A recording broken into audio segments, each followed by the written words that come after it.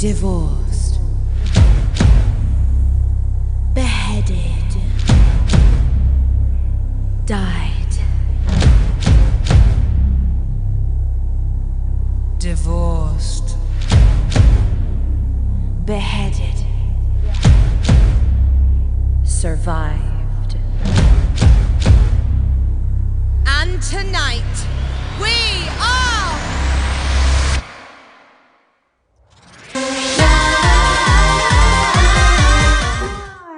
Nice to be with you here. It's so nice to be with you today, Mo. How are you doing? I'm good. It's a little early for drag, but I'm feeling good today. I asked you earlier, but I want to say it again, which is, what is the earliest that you have been put into drag? The earliest I had to wake up and start putting on makeup was 5 a.m. And never again. Never again. I had to do a show at 8 in the morning. Oh my gosh. Was it like a parade or something? It was Pride. Oh, it was Pride. Yeah. Okay. It was Pride. I feel like that's like, just an all-night experience. Just stay in. Just leave it in. The problem is if you sleep on your side, then half your face gets moved. Yeah, everyone knows that makeup looks best 14 hours after. Yeah, 14 hours. Once my beard has grown through the makeup, and you really can see what I look like. It's great. Well, thanks for getting in drag so early for us. Thank you. I really appreciate you having me. We're so happy to have you and chat and learn a bit more about you and your work. Yeah. So I'm curious, maybe you want to start by introducing yourself and telling us a bit about your journey with drag and what you're doing these days. So my name is Rowena Whey. I'm a drag queen here in Kingston, Ontario. I started doing drag in Edmonton. Okay. Back in 2016. Okay. I did drag for the first time on Halloween. They always say that there's two types of drag queens. Yes. There are Halloween queens and Pride queens. Yep. So I'm a Halloween queen. Oh, is it a good lineage of other Halloween queens? It is. But most people end up doing drag at Halloween because they want to dress up as a female character. Yep. Or Pride because Pride is when the drag queens really rule the world. Yes, exactly. Yeah. You feel like you're with your people. Exactly. So who was she? Who did you dress up as on Halloween? I was Snow White. Oh, so nice. Have you ever reprised Oh God, Snow no. White? God, no. No. That's something I never have to live again. It was cheap wig, cheap outfit, lots of makeup.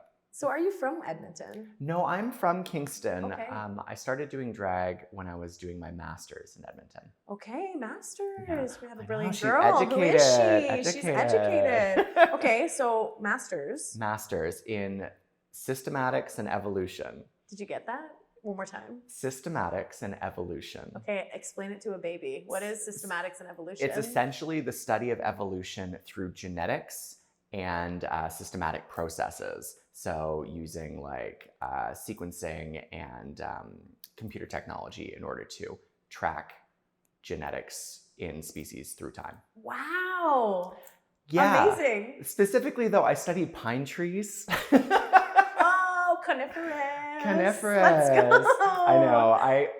My partner likes to joke that I know nothing about plants, and yet I studied trees for 4 years. For 4 years, For 4 years. So we've got a real daytime, nighttime situation going on It's here. very different. My nighttime job is glamour and my daytime job is science. Wow. Yeah. Okay, so then you were from Kingston. You did your master's in Edmonton. What brought you back to Kingston? My master's finished and I needed work and I got a job here at Queen's. Okay. So I moved back here and I finished the last 4 months of writing and then I actually started doing drag in Kingston before I started working in Kingston. Oh, amazing. Oh, that's nice to be welcomed into the community. Yeah, right. I just reached out to a couple local people and I was like, I want to perform. Can you put me in a show?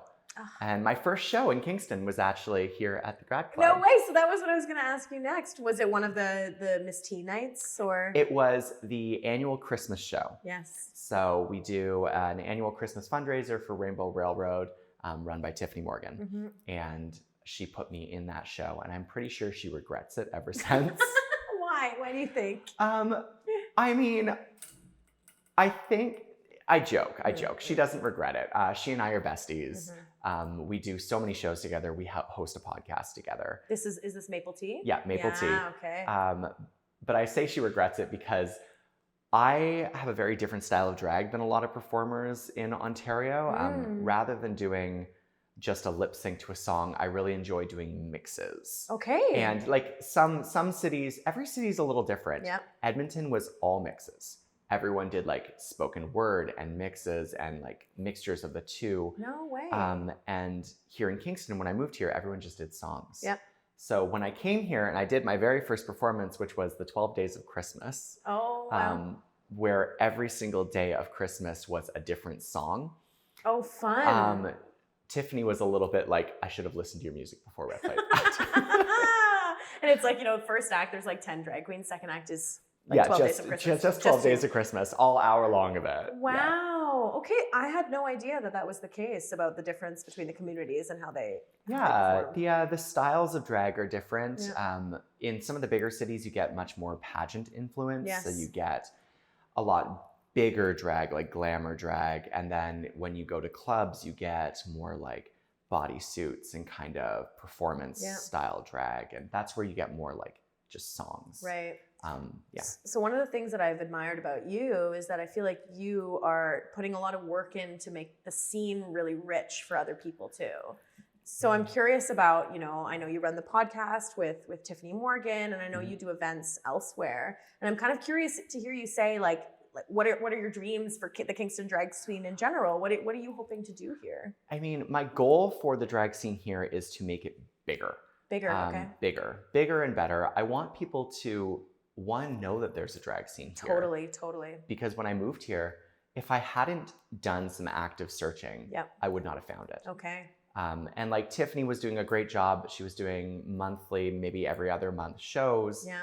And most cities have gay bars. Yes. They have Huge. drag clubs. Yeah. And Kingston doesn't have anything like that. We don't have a gay bar. No, I know, yeah. So one of the reasons I left Kingston was because I didn't feel like there was a queer community here. Especially and a visible queer community. Yeah. And when I moved back to Kingston, I had realized living in Edmonton that if you wanted there to be a queer community, you had to build it. Yeah, wow. So my goal with drag here is to build the drag community and to try and build the visibility of the queer community. So I'm working. It's getting bigger. We've gone from one show a month to like 4 or 5.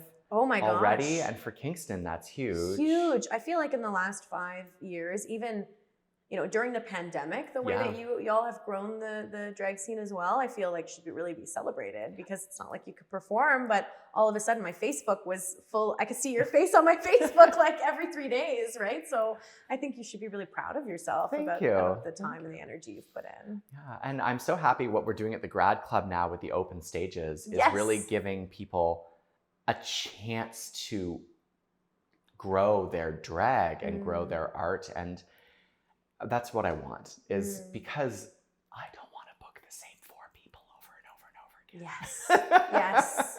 The world is big, many fish, the sea. Exactly. Like gender is so diverse. Yes. And drag is performative gender. Yes. And so therefore drag should also be diverse. Yes. More is more. More is more. Yeah. More is more and more is better. Yeah. Okay, so tell me a bit more about the open drag series that you're doing here. So once a month, the first Wednesday of every month, we do just an open stage. So anyone who wants to come and perform drag can come and they can do any style of performance they want. So we've had live singers, we've had lip syncers, we had a dancer come in and like do like a dance, which I can't do. So I'm a little jealous. But so far it's been really successful. We usually have a crowd, and I've seen at least 7 or 8 new performers that I've never seen perform before. Wow. Since starting it. Oh. And we have at least one new performer every month. So that is amazing. Yeah. I remember first when I first was talking to Connor about this, and Connor was telling me, it's like part of the vibe is the Grad Club makes people feel safe and makes people feel like they can do something that they've never done before. Like it's the best part of this beloved dive bar, right? Is that like you feel at home. You right? really do. So doing something like open drag for the first time, I could imagine in a place like the Grad Club is quite generous as an audience, right? The audience is always very warm and welcoming, Yeah, and it's a great, it's a smaller, more cozy family kind of style performance night, rather than having your first shot be like at a 200-person event which is so frightening. This is much more welcoming and much more gentle. Yeah. And I feel like the other thing, and I feel like Connor would agree too, is that when you invite new people in, it also helps your practice. Yeah. Like you said, even you see a dancer and you're like, oh shit, I can't do that. Right. And it's like, what have you learned as a drag queen from doing open drag nights? I've learned that there's so many different interpretations of like what drag can be. Yeah. Like I've always been kind of more of a high energy type of person, but I really appreciate those, like the people who go back and do like the classic Broadway. Yes. And the people who do like, I love people doing alternative rock in drag. Ooh. Because it isn't something you see very often. Yes. Most people go to drag shows and they're expecting Britney. Yeah. And I loved, like last month, someone performed Paramore and I hadn't heard it in like 5 years and I was like, oh my God. And I was singing along the entire time and I was like, I want more of this. Yeah. I want more people doing songs for a wider audience rather than just pop music and just like the classics like Cher. Yeah. Sorry, Tiff. But more is more, right? But more is more.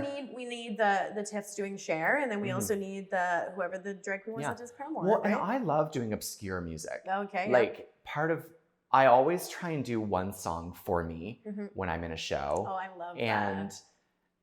Like whether that's a mix that I've done that has a random song. Like I love, one of my favorite artists is Grace Potter. And people don't really know her. Yeah.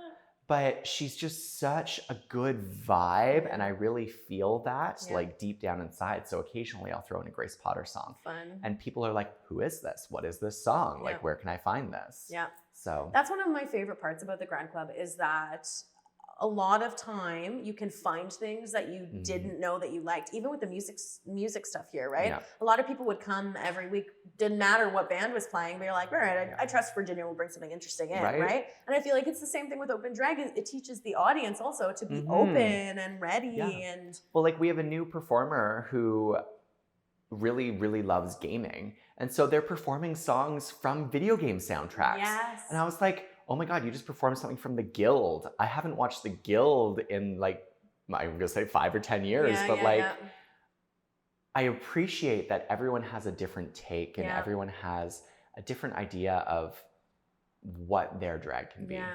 Oh, I love that. Thanks for facilitating that in town. I think that's really commendable. Thank you. Thank you. I'm very excited for it to continue. Yeah. So what about other events? I know you do events at Spearhead also. You have your own beer? I have my own beer.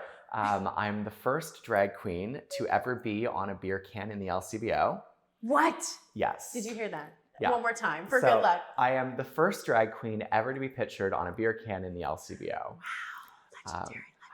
So now Lemon followed me up very quickly 3 months after, but I was there first. That's fine. But I'm very excited because there are now 2 drag queens on beer cans in the LCBO. Let's go. And they're both supporting queer organizations with funding. So tell me about the Spearhead beer then. So the Spearhead beer is called Queen of Wheat. Yep. I am the Queen of Wheat. It is my title. I like to say I earned it, even though I also got assigned it. Yep. But it is a Belgian style wheat beer. Yep. Delicious. It's like peachy. It's very smooth, but it supports the Canadian Centre for Gender and Sexual Diversity. Amazing. Which is a national organization based out of Ottawa that focuses on educating queer youth and adults on queer issues and just like what it means to be part of the 2S LGBTQ community. And I felt really passionate about that. So I got to choose the charity for the beer collab. Wow. So that was my charity. So I was very excited. That's amazing. And like also kudos to Spearhead for like doing this kind of program. And just 2 weeks ago, the beer won an award at the Canadian Brewing Awards.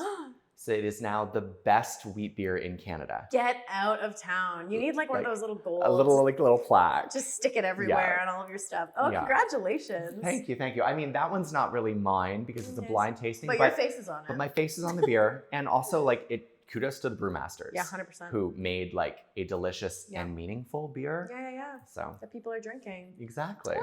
That's amazing. So speaking of other things that are coming up, although I don't know when this will air, probably at some point, But Eventually. Let's talk about Pride. You also told me that you're Pride. involved in the Kingston Pride. Yes. So in my day-to-day life, I am the chair of Kingston Pride. Wow. So all of the events that are coming up, Pride is from June 10th to June 19th this year, although we have another event the following week. So I guess it goes all the way to the 26th. Pride Month. Pride or 23rd or quarter. something. Really, we should start claiming summer as We really should. the Pride quarter. Summer is Pride quarter. Yeah, I agree. Yeah. I mean, Pride is just all year round. Exactly. It really is. Exactly. As long as there are queer individuals, we should celebrate queer individuality and identity all year round. Oh, I love it. So. Okay, so what are you most excited about Pride coming up? Oh my God. So Rowena, I am most excited about the Queens versus Queers baseball game. Wait. Sorry, what? So there is a Connor's baseball eyebrows game rose. where drag queens and the queer community will be playing against each other, like in an actual baseball game. In drag? Well, I mean, as much drag as I'm willing to convince people to get into. Like in drag and running shoes. Please wear running shoes. In drag and running shoes. I have okay. high heel running shoes. Of course you do. I can wear those. Yeah, that's so fun. Is it a tournament? Is it? It's just one game. It's one game, but as many people show up can play, so it's open to the public. Open to the public. Wow. So I was going to say when is that, but this will probably air after that, so it doesn't matter. But it's going to be really fun. Yeah, it's going to be really fun, Wow. and it's going to be wild. Wow. For sure. Yeah. Gosh, it's probably up there with the most like I was going to say ridiculous things that you've done in drag, of playing baseball. Yeah, that'd be one of the more ridiculous things I've done in drag. Yeah. Okay, amazing. So I'm really excited about that. The Out on the Queen boat cruise is back, which is like the annual cruise. So excited. And then I'm hosting Adriana from Canada's Drag Race for Pride. So I'm super excited for that because she is hilarious, beautiful and hilarious. Yeah. That's amazing. So this is another question that I wanted to ask you, which is about, obviously in the last 5 years, we have Canada's Drag Race and we have a different kind of like maybe commercial investment in drag in Canada. And I'm curious about how you think that's affected local communities. How has something like Canada's Drag Race affected like the local scene in Kingston? It gives us more awareness for sure, because as people watch Canada's Drag Race and RuPaul's Drag Race, they learn that drag exists. Yes. And I mean, they're learning about the queer community through the experiences of these people, but really they're just learning that there's drag. Yeah. And they're learning that there is drag in all of these weird little places across Canada. And whenever I get new audiences every time I do a show now, whereas when we started, it was always the same people. But so as people watch Drag Race, they're like, oh, I wonder if there's drag here. And then they find out about drag, and then they come to a drag show, and then they're like, oh yes, we have queens. But it also sets an expectation. So Drag Race is like the highest of drag. People spend a lot of money in order to look perfect. They wear designer. Like most drag queens don't do that. Yeah. So there's also this added expectation that like every time you perform, you have to be in the best of the best. Your hair is done, you have nails, you like most drag queens don't wear nails. Just so everyone's clear. And zoom in on and these zoom in on nails, these right? nails. There's an extra step that people expect. Right. And there's an extra quality that people expect. Right. Whereas on a day-to-day basis, drag is so varied from RuPaul's Drag Race. Yes. And like there's never been a drag king on RuPaul's Drag Race. Oh yeah. There's never been a non-binary presenting performer on Drag Race. There have been non-binary people. Yeah. But as queens. Yeah.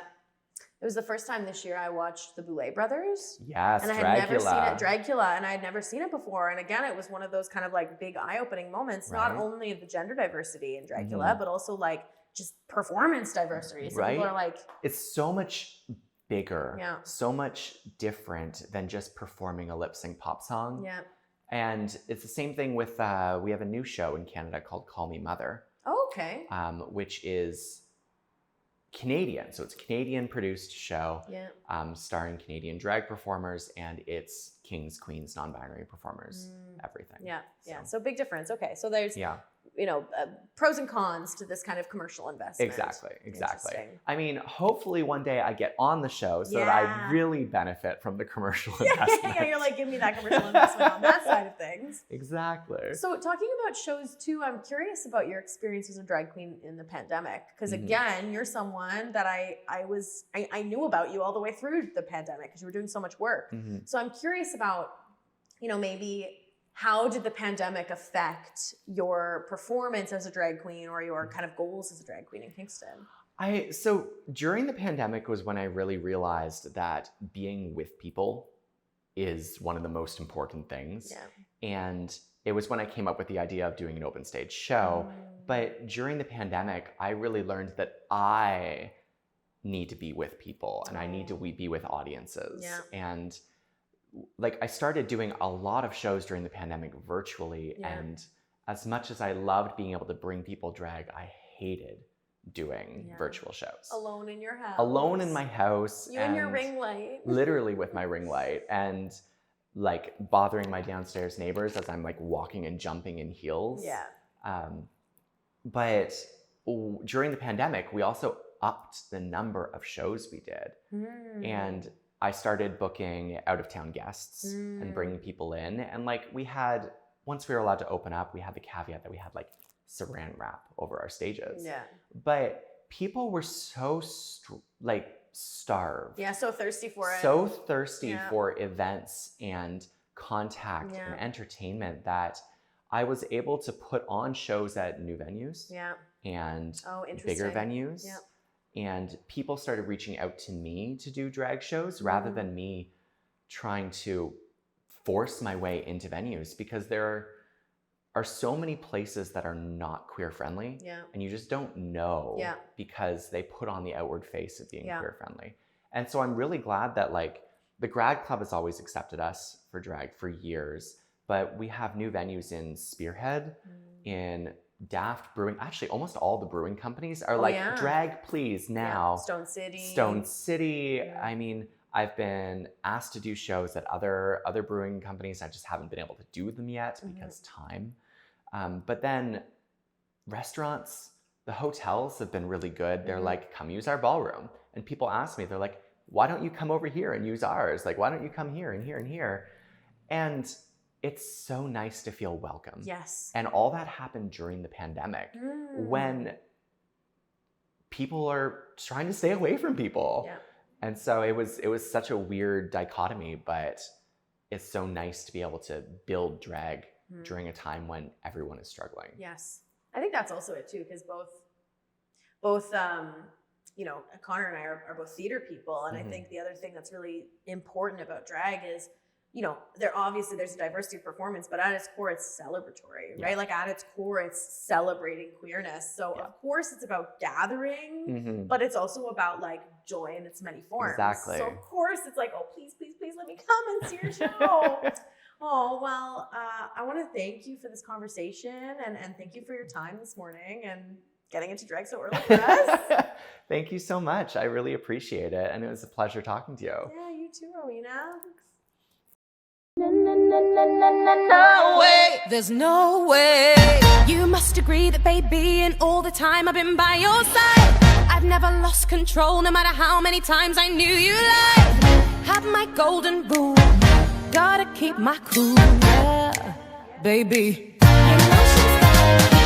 And even though you've had your fun running around with some pretty young thing, and even though you've had one son with someone who don't own a wedding ring, no matter what I heard, I didn't say a word, no, baby.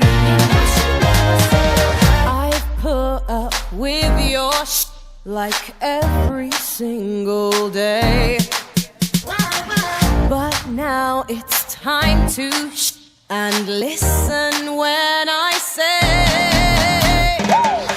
you must think that I'm crazy, you wanna replace me, baby, there's no way. If you think for a moment I'd grant you annulment, just hold up, there's no way, no way, no way, there's no way, no way,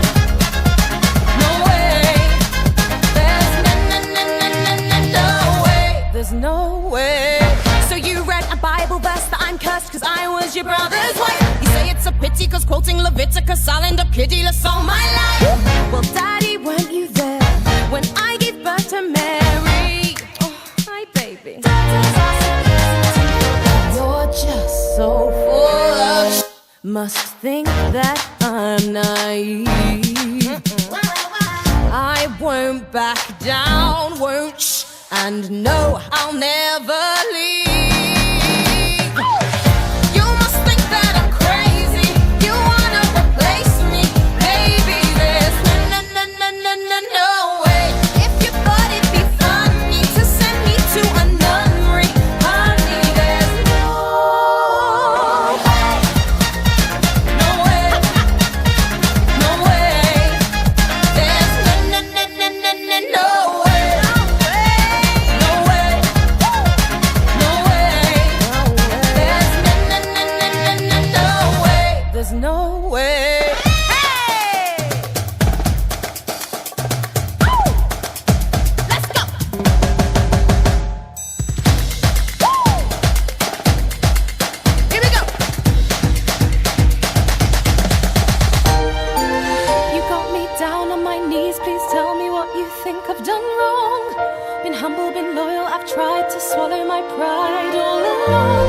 If you can just explain a single thing I've done to cause you pain, I'll go. No. You've got nothing to say. I'm not going away.